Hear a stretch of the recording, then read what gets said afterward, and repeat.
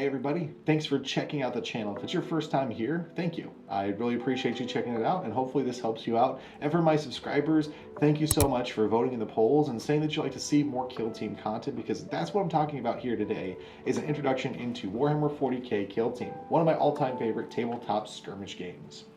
Now, Kill Team is a skirmish style game. It's much smaller compared to the war game side of things. You need less space and there's a lot of perks and pros to playing this version of Warhammer 40k's universe. It is set in the 40k universe, so it is a science fantasy setting where you still have sci-fi elements like, I don't know, like spaceships and people with a lot of laser guns going back and forth, space combat, different planets and worlds that you're traveling to, but it also has a magical element with people known as psychers who are able to control different powers of the warp. You have demons that you fight as well too, and a lot of different alien elements. So it's got a little bit of everything in there for everybody.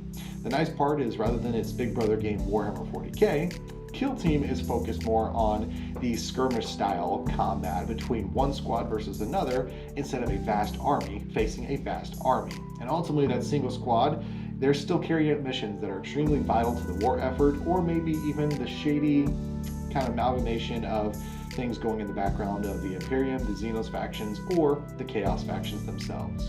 Now, Kill Team is a game designed for two players to go head to head. A lot of times the basic rules themselves, that's what they're geared towards doing, but with the right purchases of rules, or heck, even just a little creativity on your kind of mindset there, you can play up to 3 or 4 players if you really wanted to. You're just gonna have to expand the board a little bit in some cases.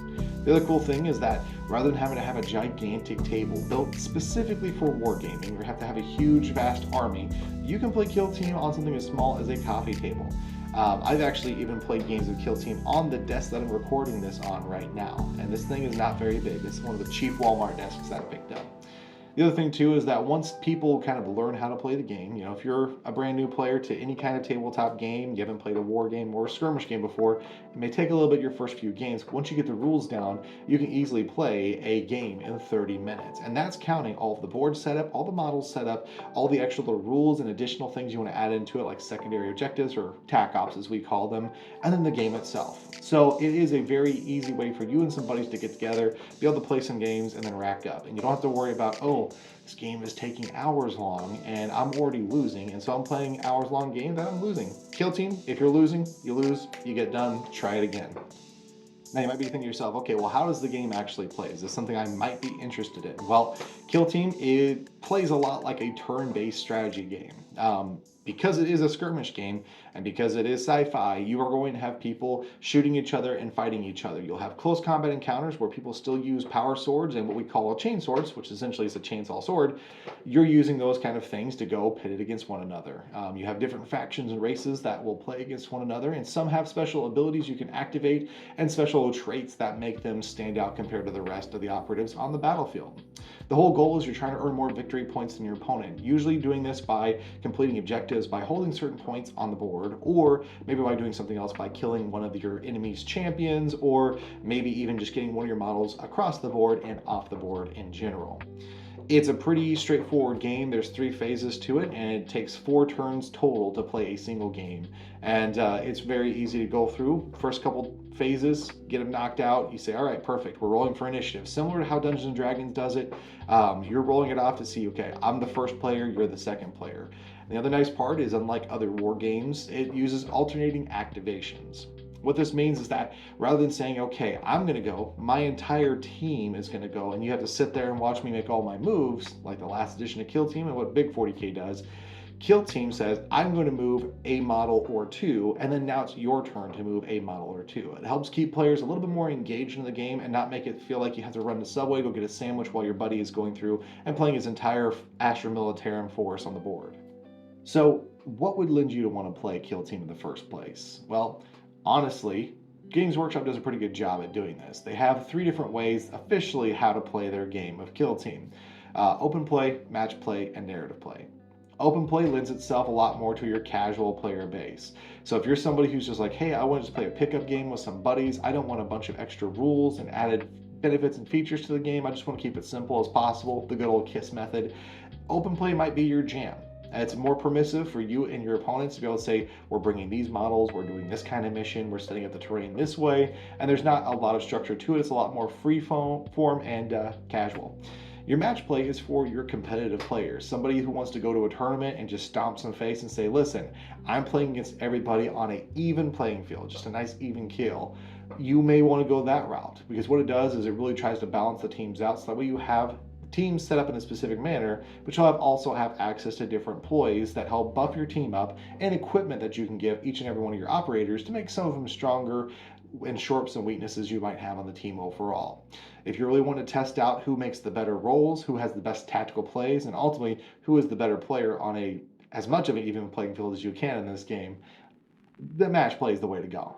If you're somebody who is more around collaborative storytelling and you want to have that free form, but you also want to create a vast lore or kind of story to play it, well, honestly, narrative play is the way to go. If you're somebody who likes role-playing games like Dungeons and Dragons or Pathfinder or some of the different other ones that come out for like Star Wars and stuff, you can do that if you want to. Or if you're somebody who's played an RPG in a video game, you might like this, because the way that narrative play works in Kill Team is you follow a set group of spec ops where it ties all of your missions together. So if you're playing open play, or if you're playing match play, or if you're playing narrative play, you can technically be earning experience points for each of your operatives as time goes on. You also can use those experience points to help buff up your guys and give them different traits, but you could also lose some models. Occasionally models will die and your team might get a little smaller, but you can recruit new operatives. You can build yourself a Kill Team fire base for each and every one of your soldiers and have different perks that play kind of behind the scenes. And so if you're somebody who loves the world building and just the lore, the fluff of the game, you might enjoy that. But if you don't want to do the structured way of playing, like how Games Workshop has done it through their spec ops, you can always go through and say, listen, we're going to play this mission where I'm playing this team, you're playing this team, and we're going to play these teams for the next few battles and missions, and I'm going to throw my own little extra spin on things. So like, for instance, if I win this mission where I'm playing my Astro Militarium Guardsman trying to go into a Gene Stealer cult hive and trying to save some of my guys, if you win, you might get to have some extra operatives that you wouldn't have had normally on your team the next time you play with your buddy. So think about different things on that line. You might really enjoy it. I'd really recommend you test it out if any one of those kind of suits your fancy or kind of piques your interest. The other thing too is that Kill Team is huge for model enthusiasts. This game, Citadel Miniatures, they were known for making their miniatures, a lot of times for other role-playing games. And eventually they got to the point where they created their own rules for a war game. And honestly, their quality of miniature far surpasses everything else that I've seen. You know, even some of these different resin builds that people are making online, the Games Workshop resin and plastic minis have phenomenal details on them. They're very fun to build. They're also very fun to paint as well. And so if you're somebody who enjoys that hobby aspect and the creativity that comes with it, that's great. But if you're really extra on your creativity, you can also work on building entire worlds. You can build a Kill Team terrain, you can build your board, and everything else that comes with it. So just know that there's those different pieces that add to the game, and it's not just a skirmish game. It can also be an art form for you too. So yeah, come here. If you're still on the fence, if you actually want to get into Kill Team and you're like, hey, I've got maybe a few things I need answered before I jump into it, I've got the answer for you. So for starters, Kill Team is a lot more budget compared to Big 40K. In Big 40K, I'm just gonna compare some costs to you. If you wanted to buy a small army for the game, that's one box, you're gonna buy all the models you need to play Combat Patrol, the smallest version of the game, you'll spend $140 for just the models. You'll also then probably spend, if you're not using the free rules you can find online, if you're buying the actual core rulebook is $70, whereas this bad boy is $50. And it's also thinner, a lot easier, a lot more tuned of a game, which is another selling point. But the budget side of things, you'll be spending $70 on the core rulebook for Big 40K, $50 for this one. It has everything you need in it. Then if you wanted to go through and buy the rules for your army that you just spent $140 on, plus the $70 for the game, you'll probably spend another $55 to $60 on that codex for that one army. Whereas for Kill Team, you can go through and say, well, listen, I'm going to go maybe buy a magazine that happens to have the rule for my army that I'm wanting to play. Or maybe I'm going to go through and buy the Kill Team Compendium, because in that one $50 book for the Compendium, you get access to every faction in the 40K universe. Now, some people blah, blah, blah, go back and forth to say, well, they might just replace the Kill Team compendium altogether, or those teams are super weak. Honestly, the teams, they're easy to build. They're great for beginners to pick up, and they're still a lot of fun. I've been able to bring a lot of my tactical Marines and also my Scions and other Guards forces and have a blast with it. And if you're playing compendium teams versus compendium teams, it's a good time. But in it, you can go through and say, okay, I'm not spending $140 plus $60 for the rules plus $70 for the core rules. You can say, well, listen, I'm going to take all the money I'd spend on 40K and maybe buy myself all the rules I need plus a team or two, or maybe even three, depending on how budget you're making things. And then maybe I'll buy a few extra like terrain pieces and stuff, and you'll have everything you need to play Kill Team. But I mean, again, if you're somebody who is in the walk of life that you're playing more budget-friendly side of things, I'm going to make videos for you on that. I'm going to help you out with it. I'm going to teach you my ways of doing it as cheap as possible. But just know that even if you were to blow all the money and spend all the money for this game, you would still be better off than if you were to buy in a 40K big time. The smaller board space that you need means you have to have fewer models, which is great. And it means that you have to have fewer pieces of terrain, which again, is great. And then they do sell an extra kit in there called the Kill Team Essentials kit, which comes with some different measuring gauges. A lot of people were salty about it at the start. I was one of those people. Believe me, I said my piece on Reddit and YouTube. I've grown to love them. I love it because Kill Team incorporates shapes. So that way it's universal for people that aren't just here in, using freedom units here in the US. They're like, hey, I'm going to go through and use, shapes instead to say, well, instead of being 2 inches, it's a circle. And instead of being 1 inch, it is a triangle. And instead of being 3, it's a square. And then 5 is a pentagon is 6 inches and blah, blah, blah. They have one little gauge that you just put on the board. You move them around, you play them, and that's how it works for you.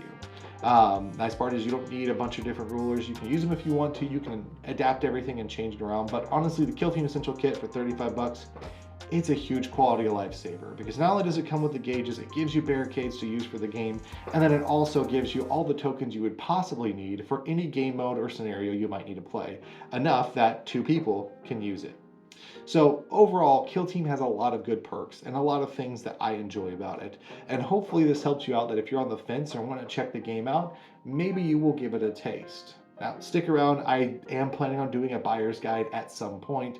Not right now in this video. I'm trying to keep it as short as possible just to see if you're even interested in it. But feel free to check out my video that I'm going to do around a buyer's guide. There are other people that have done it on YouTube, so feel free to check theirs out if I don't have mine out yet for you.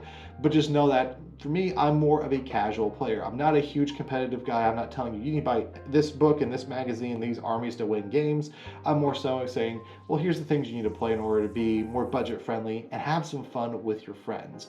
And honestly, here's ways to introduce your friends to the game and help build up your collection and maybe even build a play group in your area. So thank you guys so much for checking out the channel. I appreciate the time that you spent watching the video. Until the next time, be good to yourselves, have fun building your models, painting your minis, and then playing some games of Kill Team if that did pique your interest.